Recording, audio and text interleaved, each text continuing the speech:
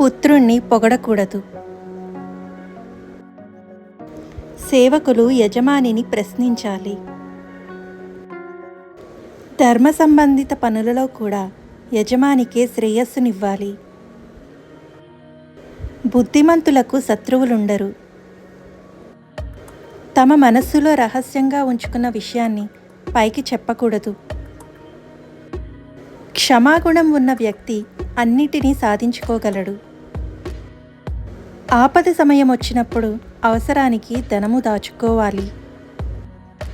సాహసవంతుల పనులు ప్రియంగా ఉంటాయి. రేపటి పని నేడే చెయ్యాలి. మధ్యాహ్నం చేయవలసిన పనిని ప్రాతకాలమునే చేయాలి. వ్యవహారాన్ని అనుసరించే ధర్మం ఉంటుంది.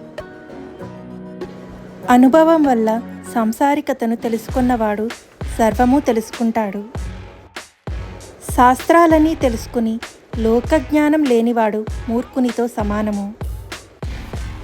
అన్ని వస్తువుల తత్వాన్ని తెలుసుకున్నటయే శాస్త్రాల ప్రయోజనము. కార్యాలే తత్వజ్ఞానానికి మార్గాన్ని చూపుతాయి.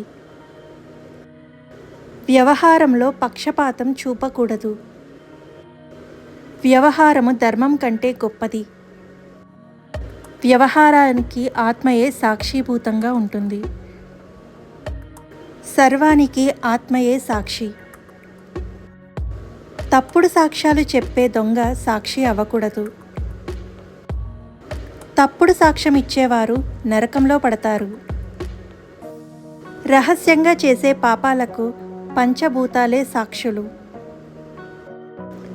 తను చేస్తున్నవి పాపపు పనులని ఆత్మ చెప్తుంది. వ్యవహారాల వల్లే ఆచరణలను తెలుసుకొనుట అవుతుంది. ఆచరణను బట్టి ముఖంలో కళలు మారతాయి.